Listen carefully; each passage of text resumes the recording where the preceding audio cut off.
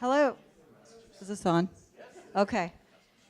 Good afternoon, everyone, and welcome to the first breakout session, Large-Scale Food Waste Reduction Solutions. This will be a panel presentation, and we have three great panelists here. We're going to start with Lorenzo Macaluso, who is the Director of Client Services at the Center for EcoTechnology. And Lorenzo has come a long ways away from Massachusetts, and we are very happy to have him here.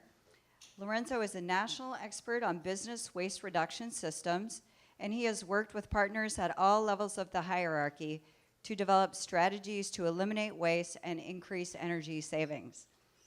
Lorenzo serves on the Mass DEP Organix subcommittee and has a Master of Public Health with an environmental health focus. And Lorenzo also has a Bachelor of Science in Natural Resource Management. Both degrees are from the University of Massachusetts Amherst. So welcome, Lorenzo. Everyone give him a hand. Thank you very much for having me here today. I've only been here for a few hours so far, but I'm really overwhelmed so far of how nice everybody is. I feel very welcomed, and I really am thankful for that, and excited to be here and share some of our experience and the work that we do around addressing wasted food. So by way of a little bit of an introduction, again, my name is Lorenzo Macaluso. We are the Center for EcoTechnology, CET.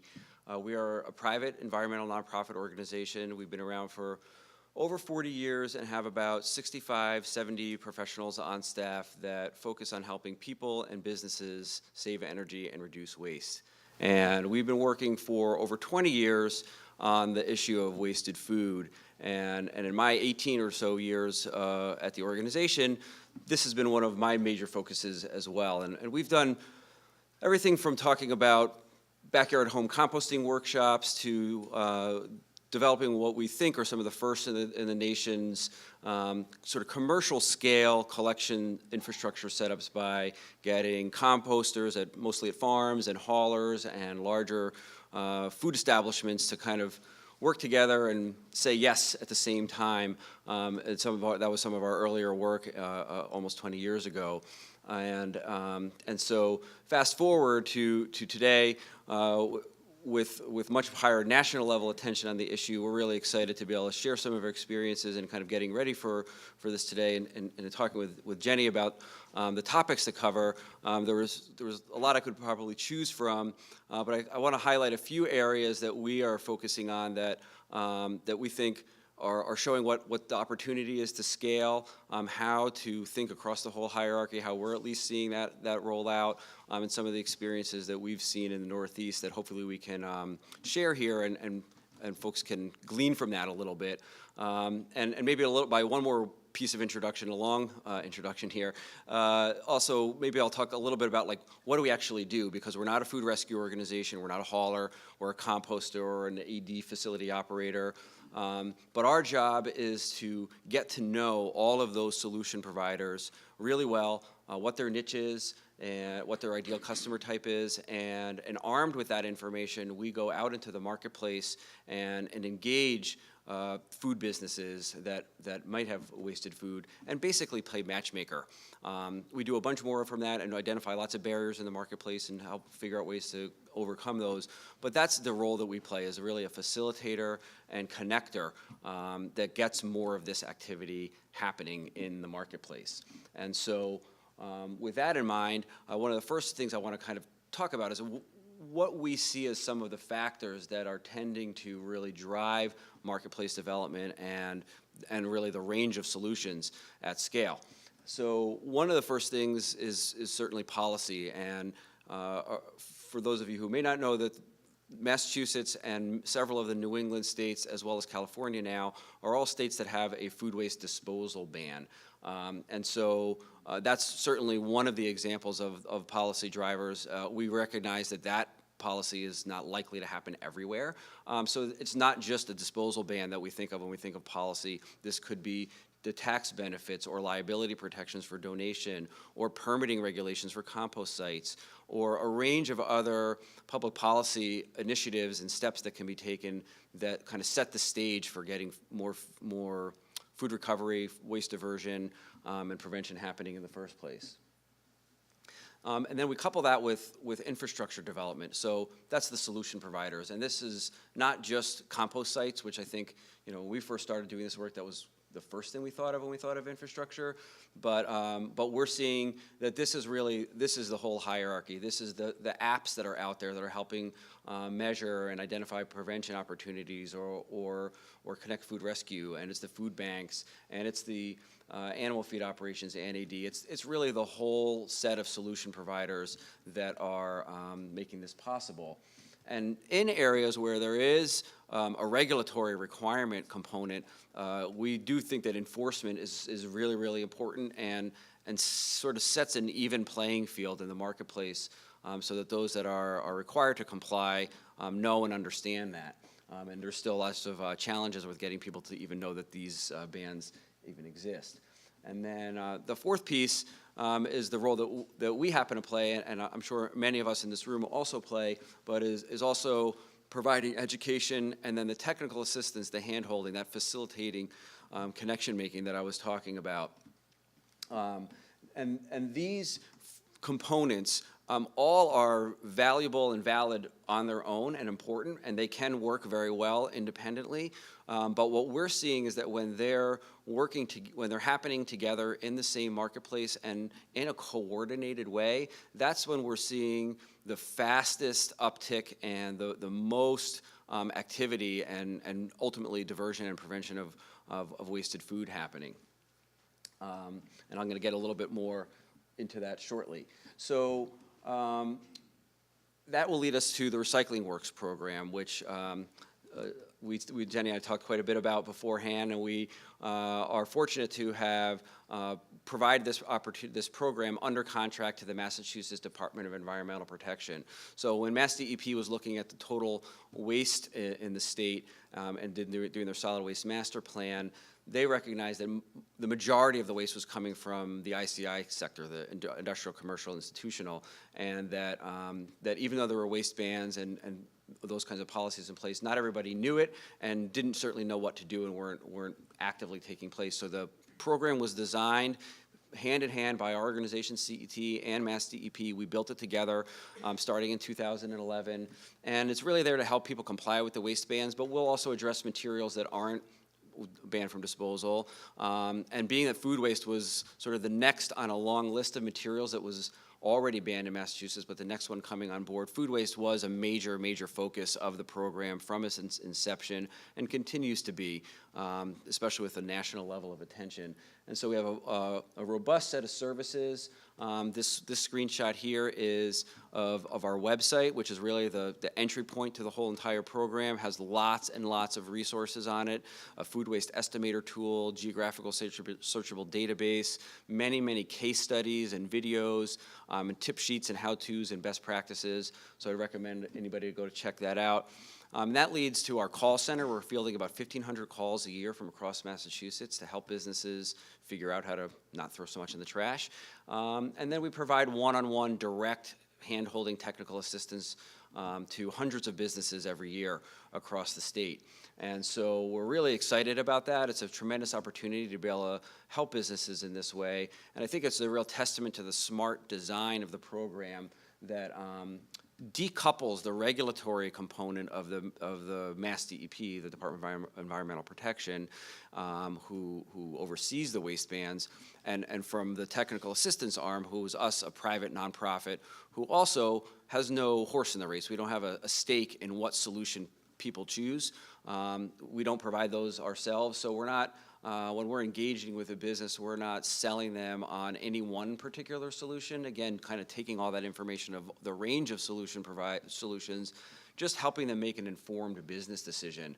So that's kind of core to our approach. And of course, when you can provide that assistance to a business for free, that certainly helps a lot. So the impact when we've done this kind of work has been pretty significant. About a year and a half ago, the Mass DEP commissioned an economic impact study that showed that since the food waste ban was implemented and all the infrastructure investment and the technical assistance services and all those different components that I've mentioned, there's been over $175 million of economic activity, supporting over 900 jobs, and nearly a tripling of the diversion of food waste happening across the state of Massachusetts. So there's huge impact when all of those factors are working together, and we're really proud and excited that the Recycling Works program that we operate plays a meaningful role in achieving these goals and that kind of an impact.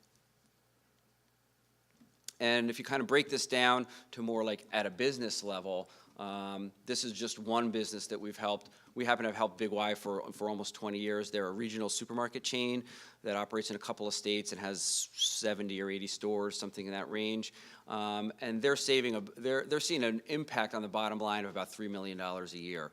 And now this is across all material types. This is not just food waste, but that's kind of core to our approach with businesses of looking pretty holistically. But being a supermarket, the overwhelming majority of their waste is food. And so this is a pretty telling number. And 16,000 tons of material on an annual basis is a lot of diversion. And that doesn't even include the tonnage of their tens of thousands of meals being donated every year. So we're really excited about that, and that kind of gives you a snapshot, and there's many, many more examples like this on our website that I encourage you to look at that really helps tell the story of what's possible, what's achievable for businesses that are undertaking these kinds of programs. So as a nonprofit and a mission-driven organization, we are always looking to see how we can get more of our mission done and help in more ways. So this snapshot here is inquiries through our hotline call center that have come in from outside of Massachusetts. Now, we're only like doing outreach and advertising and telling people about it in Massachusetts, but because of all the attention, we've gotten calls from literally all over the country. We've gotten almost 1,500 calls from outside of Massachusetts in the last few years, wondering like how is this happening and what's going on there and how can we learn from that. So we underwent some strategic planning and really decided to focus on how can we increase our impact and help more people with this. And so starting a few years ago, we started doing work in the surrounding New England states that also have these same kinds of policies, and now we also have a project in the city of Philadelphia. So we have sort of a broad Northeast focus, and we just a few months ago launched this Wasted Food Solutions website that has a lot of state-specific resources for these Northeast states, but also has a toolbox full of lots of those same materials that I mentioned for Recycling Works that we've sort of repurposed for this site that are really applicable anywhere. The tips and the tricks of the trade and the best practices can all be found here, and we've really intentionally built this site so it's pretty scalable, and we'd like to have maybe some Iowa and other state filled out in the near future. So we're really excited about that, and that's one of the ways that we can get this done. And so how do we actually do our work? What happens when we're working with a business? I think, I don't think I've done any of these presentations without having at least one slide of the hierarchy in there. And so we certainly prescribe to the hierarchy, believe in it wholeheartedly, and agree that prevention followed by feeding hungry people, and we all know the drill, is super important. But we also have learned from experience that from an implementation perspective, it's not necessarily a linear process, and that because we have an approach where we meet businesses where they are, and because we're not selling them any particular solution, we tend to say, well, here are the range of things. What resonates with you? What do you think is going to work for your business? And we do that because we find that once they say yes to one stage of the hierarchy, they're often much more willing to do multiple stages of the hierarchy. And we're seeing that it's most cost effective for businesses when they're doing sort of some parts of all of the parts of the hierarchy. Not everybody's doing that, and that's fine and great too. And if they want to just stick with one level and that's working for them, that's awesome. We're here to just get less stuff thrown in the trash. But I think it is really important, and there has been a lot more discussion in recent years about pushing things up the hierarchy, and we're just seeing that the path to getting there often meanders.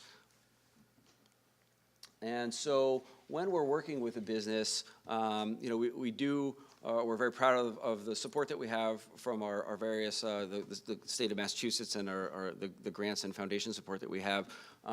But it is not an unlimited amount of resources, so we really want to make sure we're working with a decision maker who can actually implement change at their organization, that we understand the scale that they're working at, and we're really doing more listening than telling, and understanding what their business needs are, and then taking that sort of knowledge that we have of what's available for solutions in the marketplace and helping present that to them so they are, again, making an informed business decision.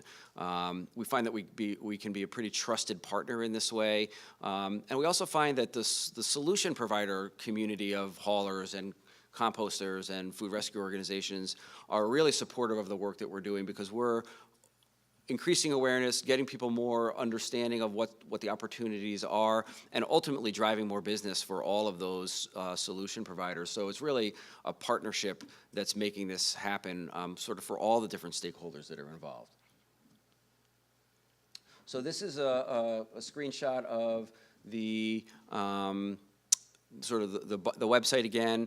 It's got our toolkit with lots of different resources there. But again, I wanted to also highlight the service provider page, that none of this happens without the service providers being plugged in and really doing the work for those food waste generators. And so we have specific resources to plug those folks in and make sure that they're understanding what the opportunity is to engage with the food waste generators, and just lots of great tools for anybody to use, and the case studies are there as well. And a great example of the kinds of partnerships that we are interested in growing and sharing with people as we go all over the place talking about this is this latest project that we've worked on with the Harvard Food Law and Policy Clinic, where we did an analysis of it was driven off of disposal bans, so those several Northeast states and California, but also cities. There are a number of cities across the country that that have disposal bans. So that's sort of the overarching policy view. But beneath that, we also have other things, because we know that those policies are not likely to be replicated universally across the country.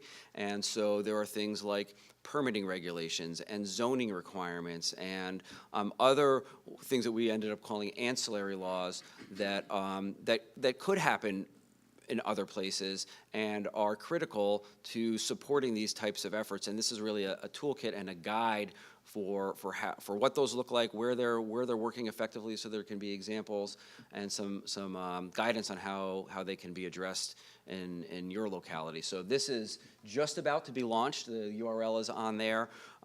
It's not yet published, but it is coming soon. BioCycle's next issue will be highlighting this as well, and so I encourage you to check it out, and there's lots of great resources in there as well. But that's one of the ways that we want to help.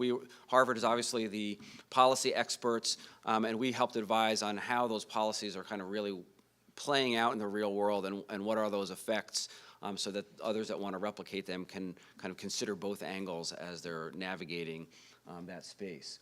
And so we know that this is a very large challenge. There's wasted food everywhere that we look, and kind of at all sectors, and no one entity is going to own the whole solution, and that it takes all of us and even a much larger group of collaborators to tackle this challenge, to address it, and to chip away and really end up hopefully really moving the needle on this. And so these are some of our partners and collaborators. I hope to add more to that list and be a resource to all of you, and hopefully you've learned a little bit about how we approach this challenge, some of the things that we've learned in our work in the Northeast states, and I know that we can't just pluck that solution and have it land everywhere else in the country, but hopefully there are some nuggets in there that are helpful for you, and I'd continue to like to be a resource as you all do your work and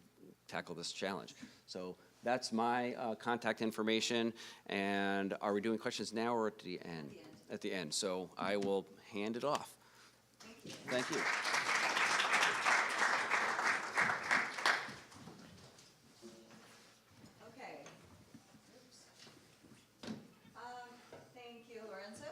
interesting. I have questions for the end as well. So our next speaker is Peter Krebs, and Peter is Managing Director of North America and CIO at Winnow. And if you all notice, there's a Winnow table out in the lobby area, so go ahead and stop by. It's a very cool organization with great ways to help people reduce food waste. But anyway, Peter is a lifelong entrepreneur with a passion for sustainability, technology, and startups. He has founded 3 different companies aimed at eliminating energy and food waste. Peter holds a Bachelor of Science degree and Master's of Engineering degree in Civil Engineering from Cornell, an MBA from INSEAD. INSEAD, yep. INSEAD, okay. And where's that? France. Okay. And a U.S. patent focus on sustainable building analysis methods. Mm-hmm. So let me just get your presentation here. Can we do the video first? Huh? Can we do the video first? Okay. Did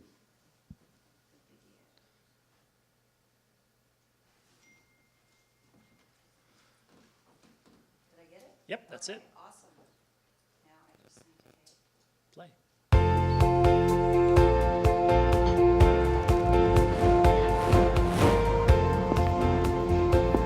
From age about 3 or 4, I was already cooking. It was something that I developed a passion for very young. The most important thing for me is having an impact on somebody's day, and that I'm going to transform one of our chefs or change customers' perception about what food is and how exciting it can be. I get a real joy and a buzz out of working with the ingredients, putting as much care into those ingredients while I'm cooking. You know, food is one of the most important things in the world. You know, it sustains life. You know, what would we be without food? Food is one of our main connections with nature. Working with food and food producers that care about their ingredients, care about their farming is inspiring and helps fulfill me within my life. Like most people, I abhor waste, and I want to grow food in a way that leaves space for wildlife and leaves something for future generations. It takes a huge amount of creativity from everybody's point of view to work with the food that is available. Over 1/3 of all food is wasted. So statistically, that's quite a shocking figure. If our wastage is not controllable, not measurable, then the impact is severe on our business, and it could result in the business failing effectively. From a business perspective, what a waste of money. Sustainably speaking, of course, you know, the amount of energy going into producing this wonderful food to then waste it, you know, it's just bad business, bad ethics, and unsustainable. I think there is a lot more that can be done in the hospitality sector. Chefs really need to be very conscious about the food that they're ordering, the quantities, the portion sizes. We should be leveraging technology because we're living in a digital age. And there's absolutely no question that measuring things helps you to focus on improving performance. You know, it's an absolute kind of first principle. Having a system that created an awareness has also helped create with the chefs.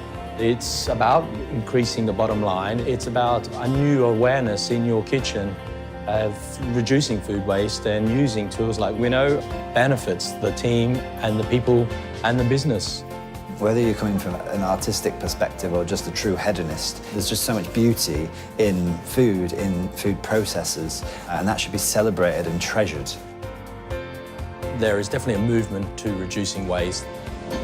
If the industry can come together as a whole and reduce their food waste, the impact of that will be global, and we'll all see the benefits of that.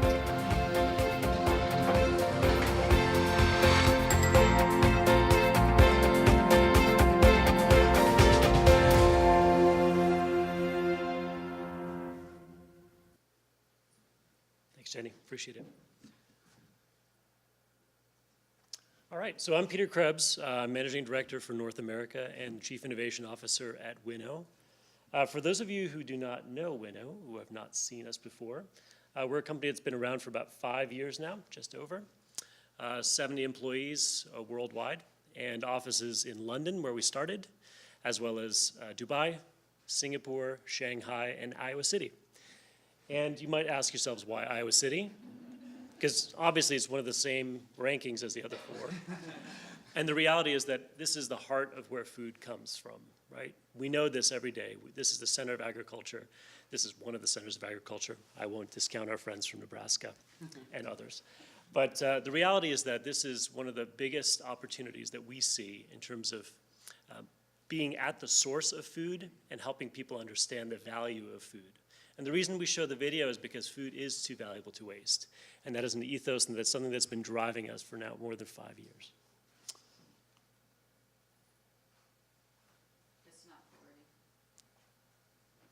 Should we try again? There we go. So we know that 1/3 of all food is never eaten.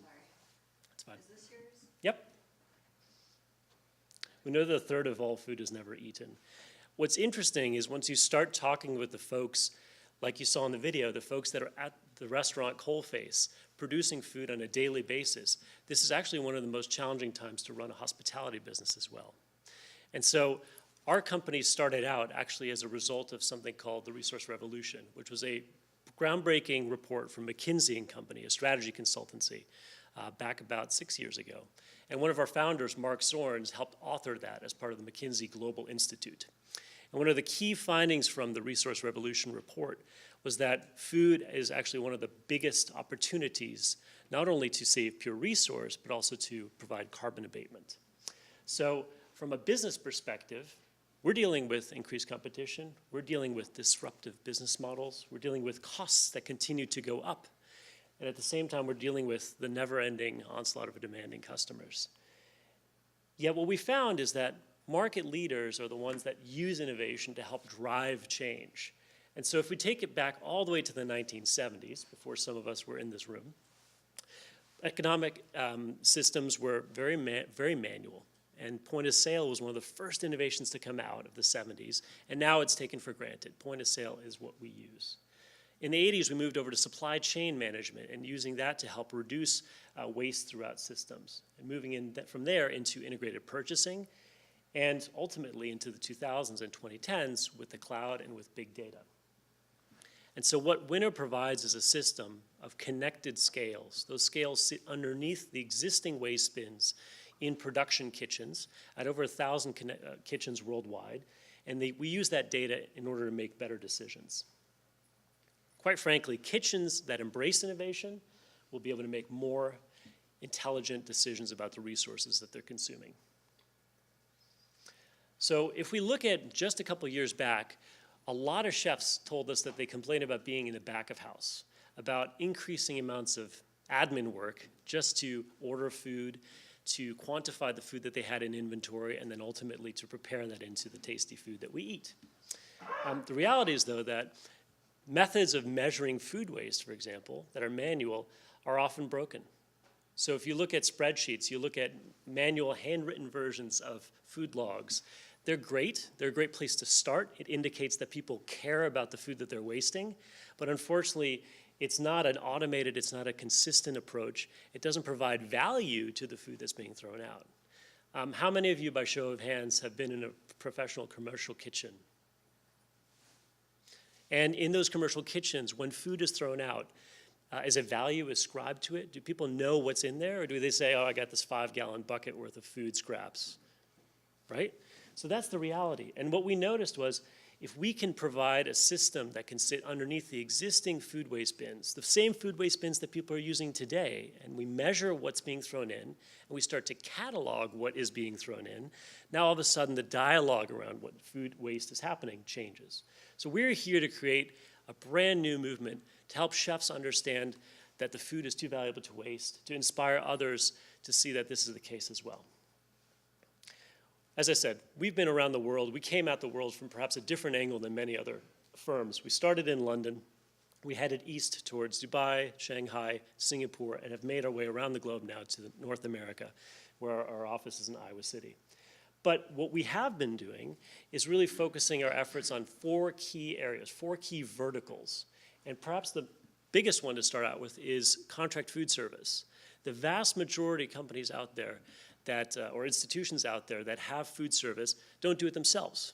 They're focusing on their own value add. So they will use a contract food service group like a Aramark, a Sodexo, a Compost, an Elior. And those are the groups that we work with. We're in about 250 kitchens of theirs. We work with our core hotels, everything from their very budget projects and brands all the way to the ultra luxury brands that they have, the Fairmont, the Palms, and the like. We work in restaurants. And I know for some of you, IKEA might just be a home furnishing store, but what if I told you that it's actually the 15th largest restaurant in the world? So it's a lot of meatballs. It's also a lot of other stuff too. But the reality is that they came up with a mission to reduce their food waste by 50% by 2020.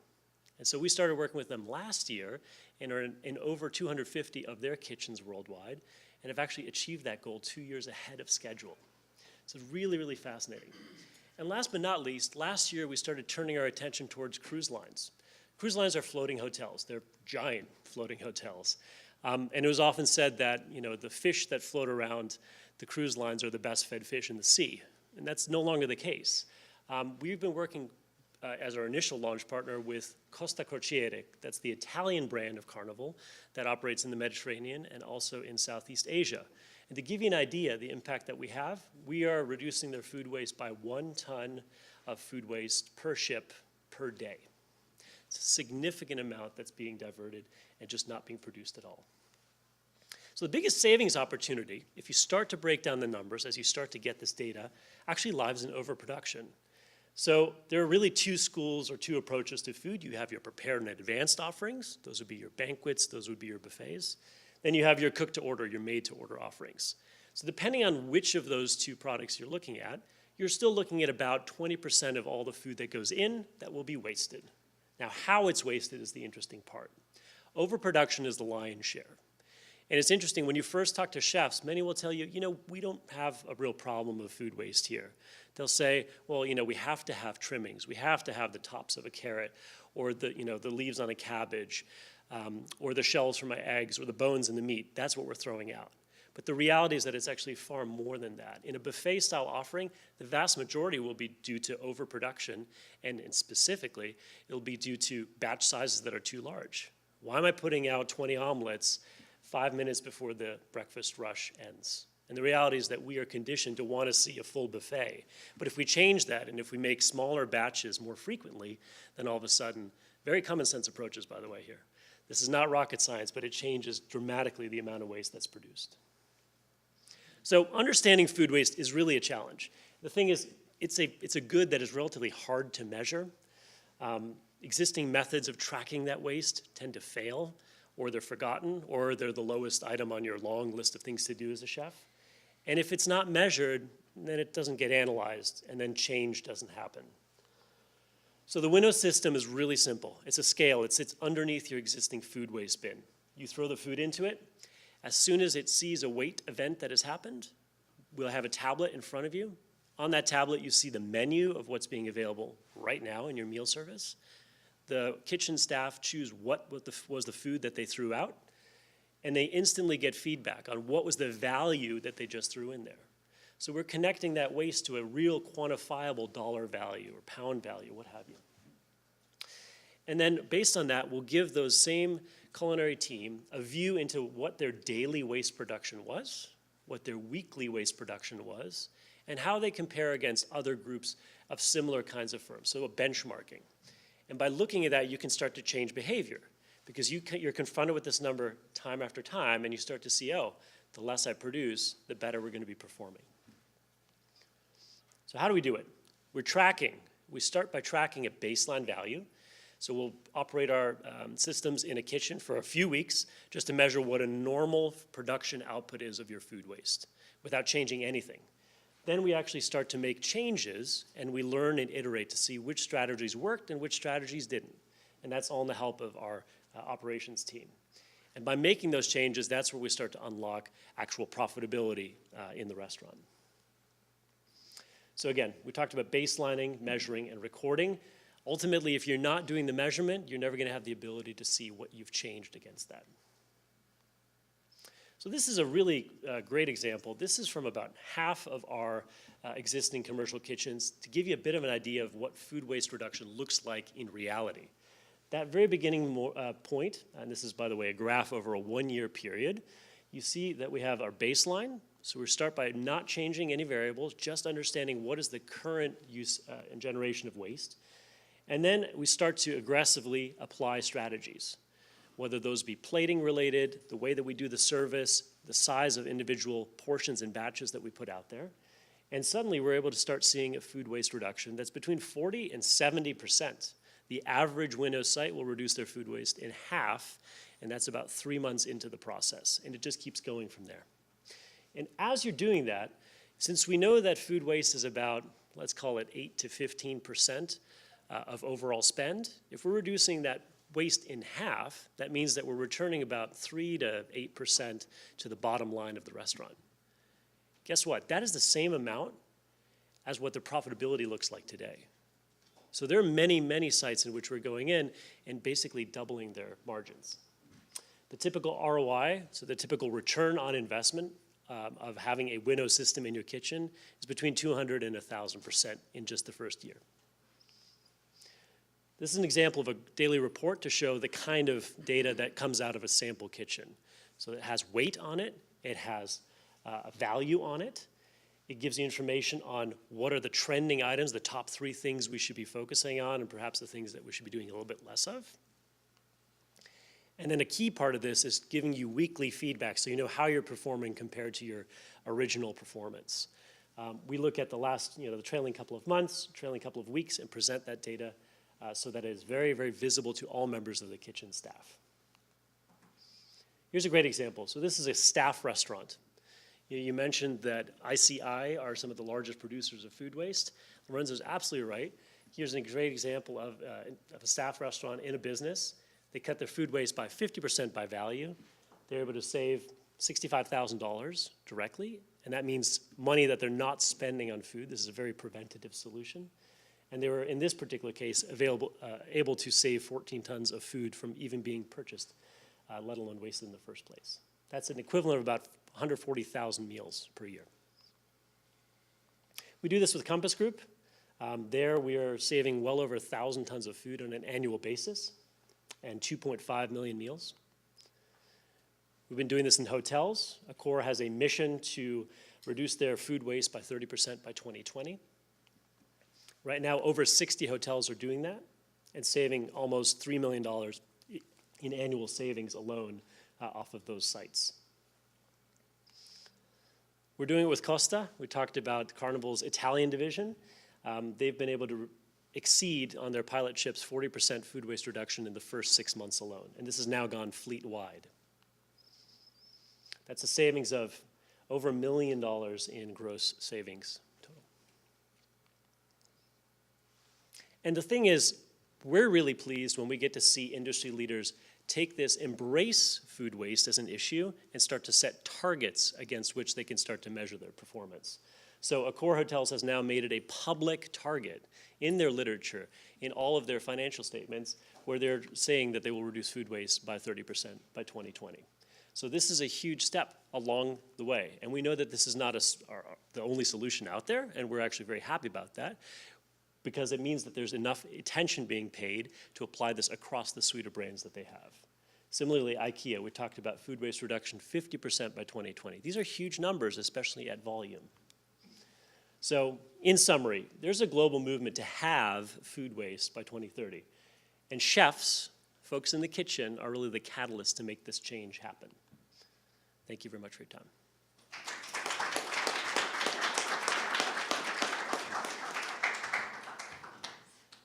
Thank you so much, Peter. Next, I would like to introduce Tate Moeller, and she is with Organix Solutions, and they also have a table in the lobby if you would like to stop by. Tate is a sales and marketing coordinator for Organix Solutions, which is an organics recovery and municipal solid waste company based in Minnesota. Tate primarily focuses on the implementation of citywide and commercial organics recycling programs. Her commercial work involves waste audits, grant writing, hauler collaboration, staff trainings, and other project-based efforts relative to each program. Sounds exactly like what I do, too.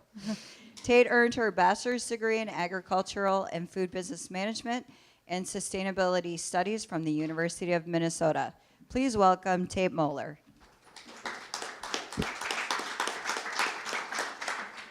Thank you. While she's setting that up, as she said, my name is Tate. Thank you all for being here. I work for a company called Organix Solutions. We're based in Bloomington, Minnesota, just outside of Minneapolis.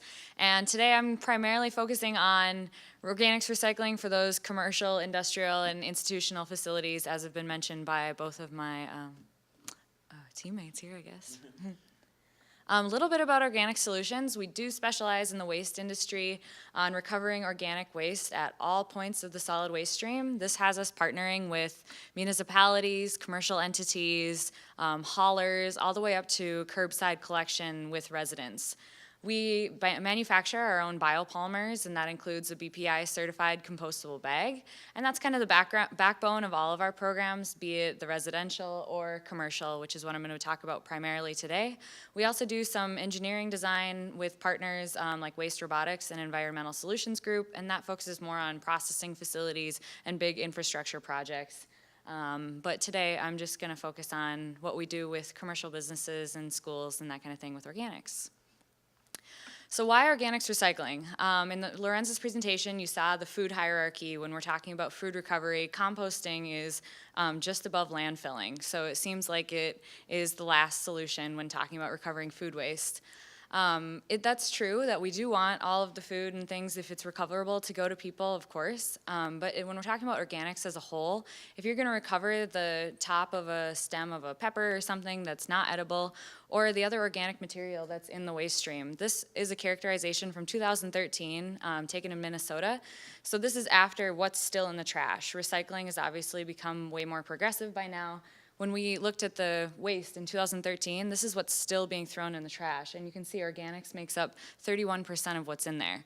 So if any new recycling goals are going to be achieved, you have to pay attention to organics, and they have to be recovered to a highest and best use. More so, policy and legislation is being written all over the U.S. in favor of organics, mandates, and just implementations.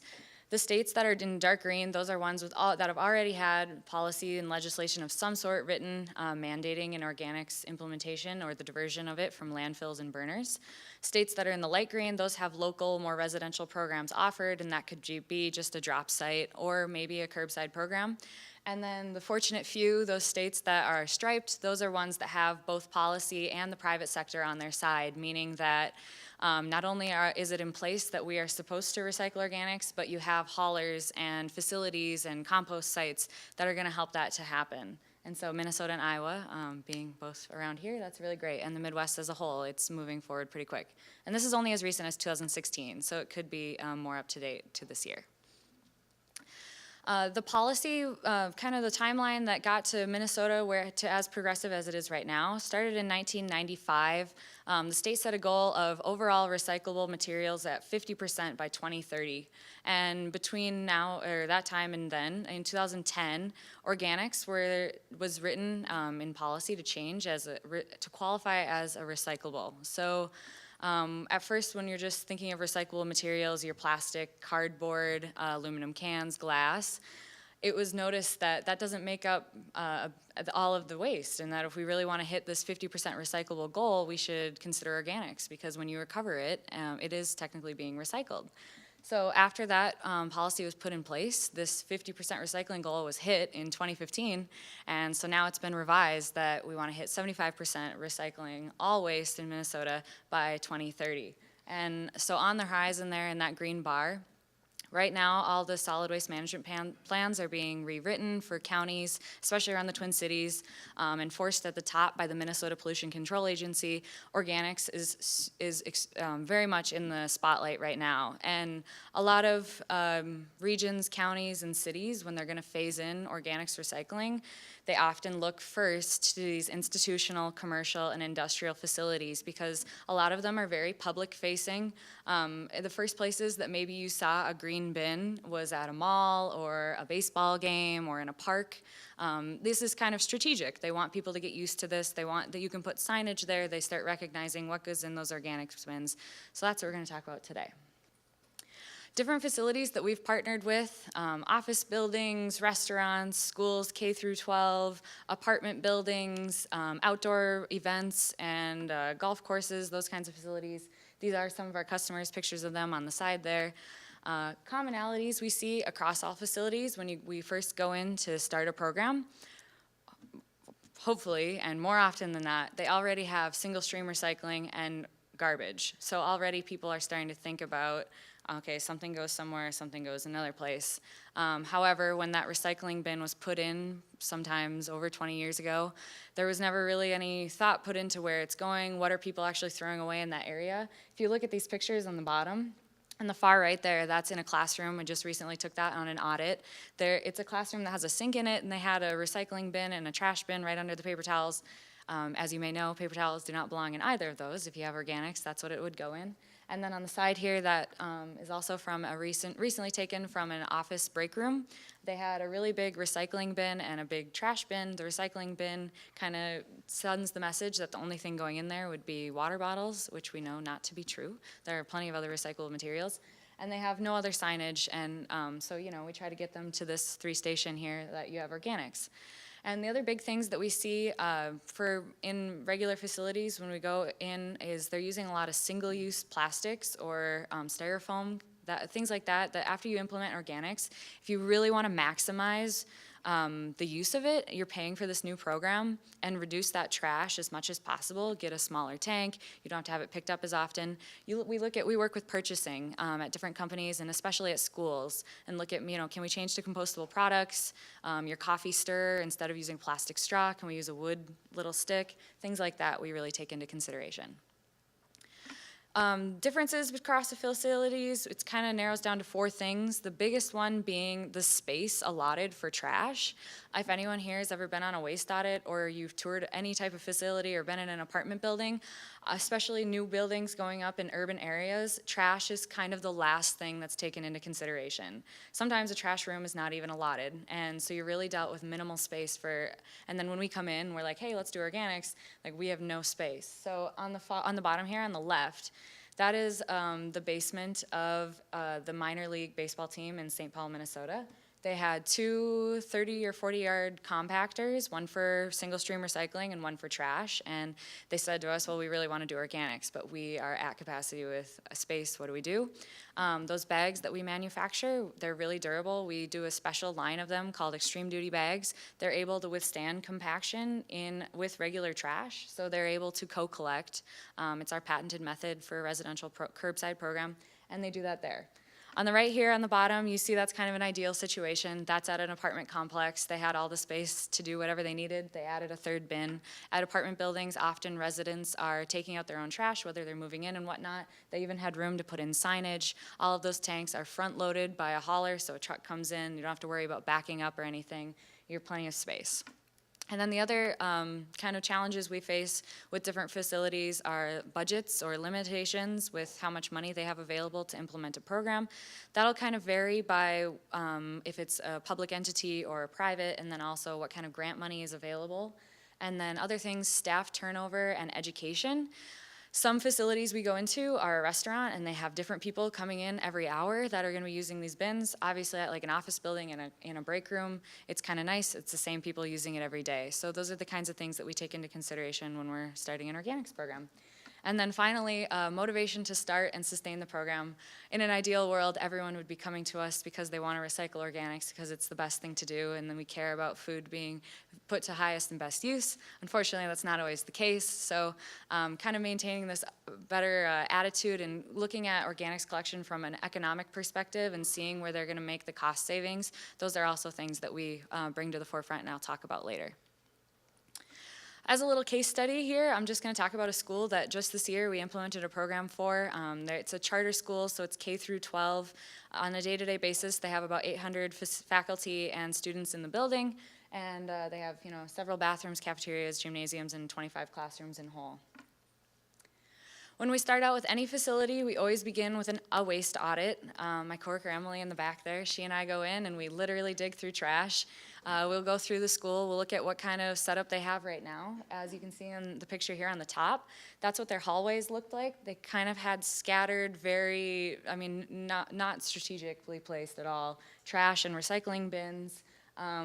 This is when, too, we establish a green team for the program.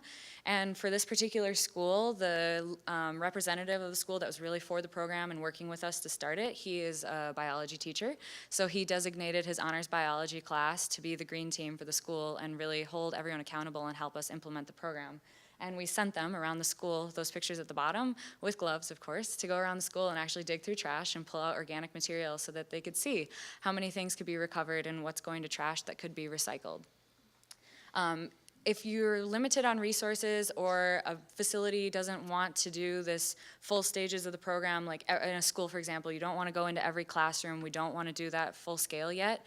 Food waste is the key target, so if you want to phase in a program or they really just want to focus on food waste, look at the kitchen and the cafeteria. That's where you're going to find the most organic waste for sure, especially tonnage-wise. Food waste is the heaviest thing almost always that is going into their trash, so that too. And then bathrooms like paper towels, those are the easiest organics that we find to grab.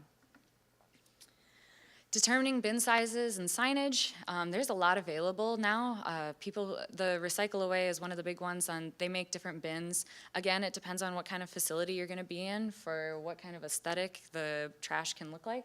I love on the top here, that left image, that's in a school in Delano, Minnesota, kind of a smaller school. The trash and janitorial employees actually pin up on those signs every day kind of what is going to be on the lunch tray, and if it's something out of the ordinary, they'll put up exactly what it is, and they can be explicit as they want. It doesn't need to be pretty. The kids can see it. They know exactly where it's going, and they have really, really clean, almost zero contamination as a result of that kind of method. And again, the picture right next to it, that was another client of ours who implemented Organix. They started with only 1 or 2 of those, we call them Slim Jim bins. And after they put them in, they realized, they're like, well, they're filling up so fast. Everything is organic that we use. And since then, they've put in 2 more bins, so that's kind of neat. And you can see right away how much goes into the organics. And then again at the bottom, those are other examples of what we usually see at the beginning, what it can turn into. Paper towels, the biggest one, all organics material. These are some more examples of signage. Again, you can be as explicit as possible, or if it's in a more formal area, they make neater things. So in the bottom right here, that's from a mall cafeteria. It's more simple, a little bit more pleasing to the eye, if you will. Corporate offices favor that too. The role of the waste hauler. So the waste hauler is kind of the other big stakeholder when we do implement a program. We don't just come in and stomp down, knock on the doors and say you're doing organics, whether you like it or not. We do have to have the approval of the waste hauler, and they have to be on board. They also have to have somewhere to take the organic waste, and that's something that we look at too. We're very privileged in Minnesota. We have a lot of industrial compost sites, and Organics is written in policy in many places, so there's almost always somewhere for the organics to go. I know that's more difficult in different areas. But the other thing we really lean on the hauler for too is that when we're especially filling out grant applications or just starting a program, we sit down with clients and look at how much tonnage and how much trash is being picked up in the week. What is the tonnage? Because for Prairie Seeds Academy, the school that I'm talking about right now, they're in Hennepin County, and after you send your trash to the landfill or wherever it's going, there's an additional county tax on the tonnage. It's 14.5% per ton, and then a state tax on top of that, which is 17% per ton. And so this is when you're going to sit down with facilities and really see a cost savings.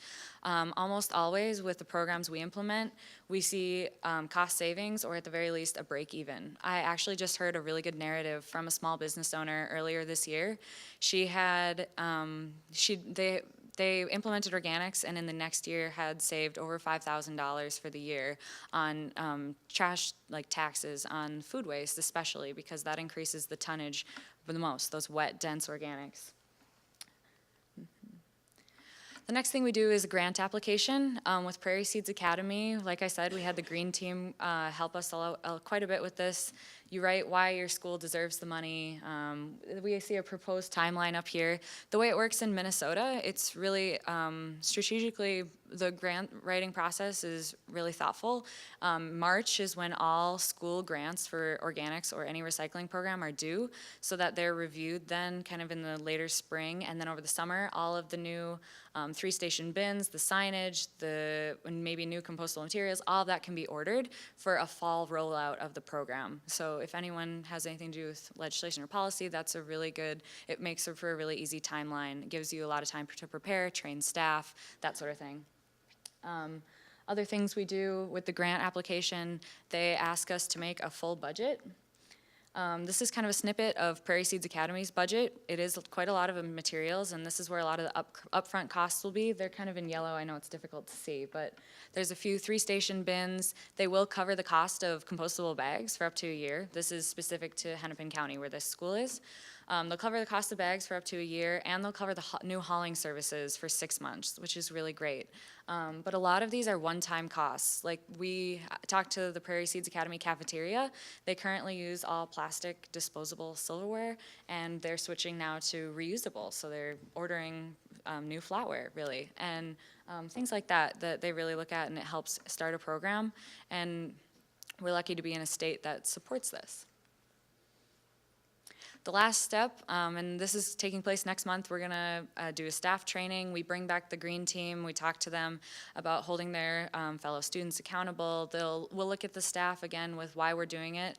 It's not common knowledge. I didn't talk about it today of why we recycle organics or why food, we don't want it to just go to the landfill, other than that it's being wasted, and ethically and morally we want to save it. But you know, when organic material goes to a landfill, my dad actually has said to me before, well, if my banana peel is biodegradable, why can't it just be buried in the backyard? What happens? And it's the way that it will break down, but the way that it breaks down, the bacteria that eat at it, when it digests that organic material, it releases methane and carbon dioxide into the air, which is the reason that landfills are now the 3rd largest man-made contributor to greenhouse gas emissions in the US. And so that's kind of where we bring this back up, and especially at a school, when students are there, they hear that, it makes a big impact and it keeps people on track. But ongoing support, about 3 months into a program, is we'll keep watching the data on what they're collecting for organics versus trash. We usually see around 3 months a little hiccup. People will kind of start to either get lazy, or depending on the facility, maybe they've had a lot of new hires and they haven't been training in new people on what goes where.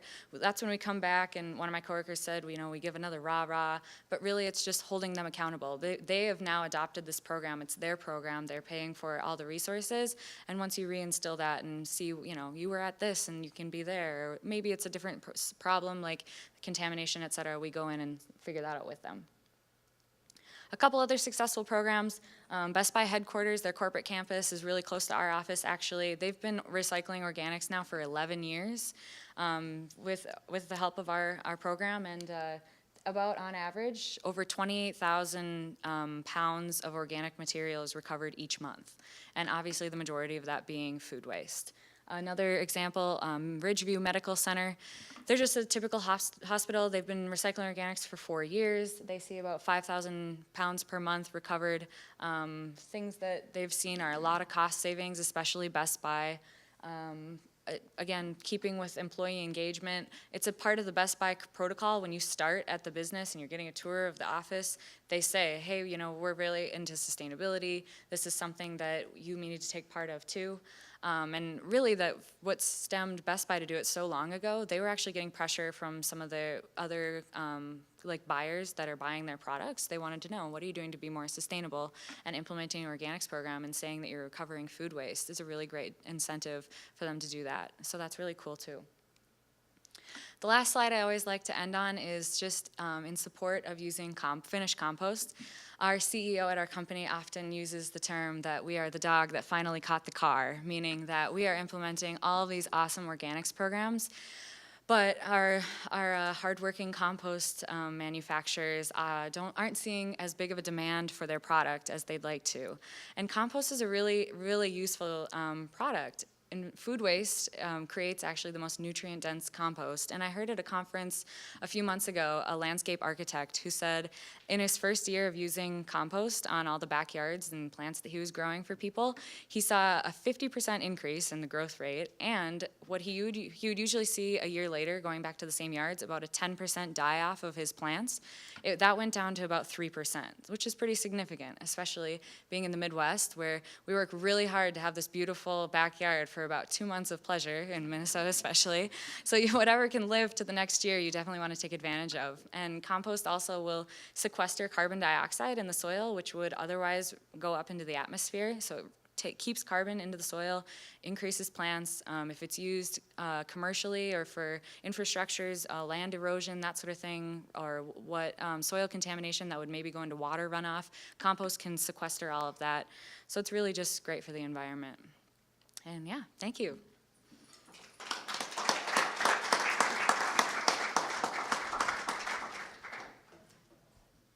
Okay, are there any questions? We have Lorenzo, Peter, and Tate. Okay. Oh, I'll come over here first since it's on the way. Hi, I have a question for Peter. Peter, I want to be sure I understand your business model, that you are doing source reduction. That's a term that EPA uses, meaning producing less at the source rather than throwing it away and composting it or doing anything else with it. That's correct. Yep. Thank you very much. Here you guys go. Sure, thank you.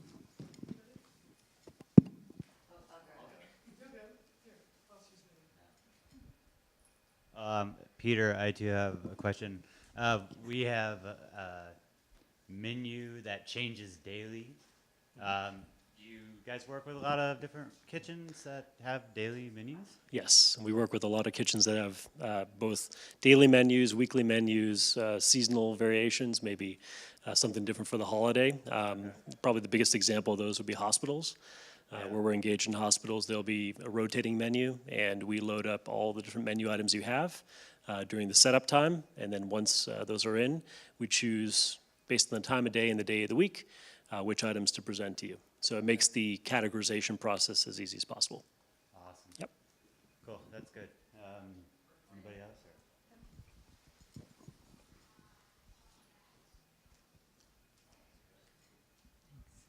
I work in a K through 12 system, so I have questions for Tate. When collecting the paper towel waste in bathrooms, do you also, that's also the receptacle for personal hygiene sometimes products, or? So good question. Personal hygiene products are not compostable. So those would still be in the stall, those little bins that are already in there, that would still go to trash. Okay. Yeah. And then a second question, you also, I think you all collect data, but in a school setting, how do you use that data? Is it just for the schools to improve themselves, or do you compete? And if so, how do we encourage competition without shaming? Sure. Who are I would say, especially in a school, I'd say the overall goal would be eventually to get to zero waste. So when you're using data, especially after you implement organics, you should really be looking at what is still going in the trash, and then what kinds of materials are those. Most often it's single-use plastic. What kinds of things can we do to keep that away? And I mean, I feel like you're always gonna have chip bags, and that's something that's out of your control. But otherwise, I'd say just goal setting and being transparent with the information too. So however much data, this much was recycled, that kind of thing, it's really useful. People like a pat on the back for doing the right thing. Also working with the hauler. So Prairie Seeds Academy right now has their trash picked up in an 8-yard compactor 3 times per week. For just the hauling service alone, for a week of 3 pickups, that's over $900. So once you have organics, you can bring that down. And data tracking, you can, and also the way that hauling works is that you're charged on your tank size, not just for pickup frequencies. So if theoretically, after you implement organics, would you really need an 8-yard tank? Hopefully not. You can get it down to a 2-yard. So that's another reason to keep track of data tracking for sure. Any other questions? So I have a question. You talk about saving money. by diverting organics from the landfill. I just have to know, what are your tipping fees? Because here it doesn't save that much, you know, at $35 a ton.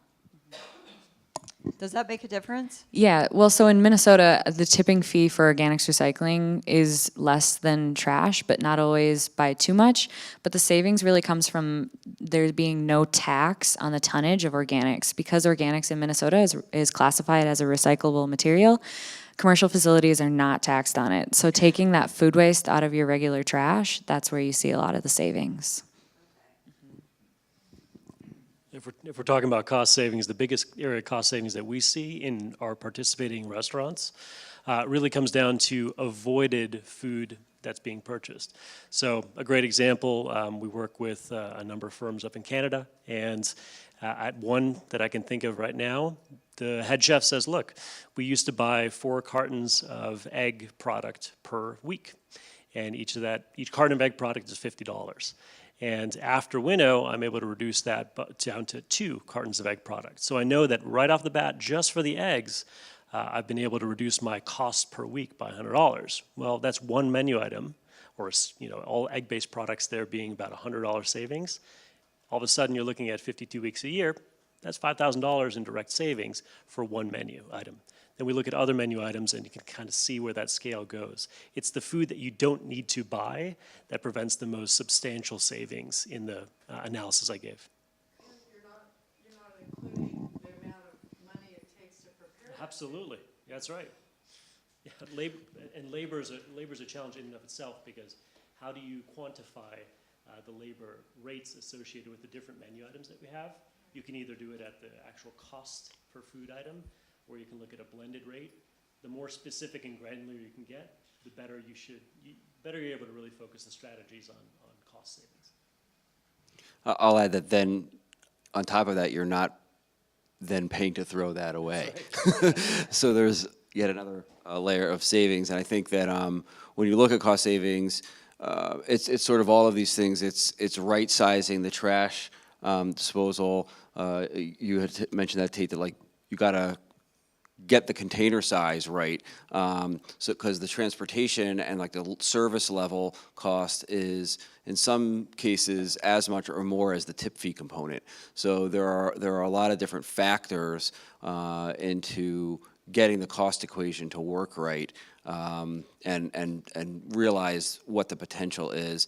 And really, that's where the whole hierarchy also comes in. Is if you can do the donation piece and get some tax benefit, and if you can convince decision makers to look very holistically at the system like that, there's often at least the opportunity to be cost neutral. Certainly in areas where there's higher tip fees, there's more wiggle room, but there's also wiggle room when you're not looking at the tip fee piece, because there's so many other components to it. And if you really want to go that next extra mile, and we think about what's not being hauled away, think about what's not being refrigerated on its way to get to your facility. Think about what fuel you're not using in the transportation thereof, and think about just overall avoided energy. I mean, that is a component that is unique to both of our businesses, where we really try to help people understand it is one piece of a much larger pie. Yeah, it's funny, being in the waste industry for a really long time, often I find conversations such as this really going back to the day one mantra of reduce, reuse, recycle, and reduce is still that #1 message, and we always bring that into play too. So it's really kind of cool that we got to see the front end with Peter here, and then talking about the recycling component too, but really reducing and then reusing whatever you can is the two first factors, so.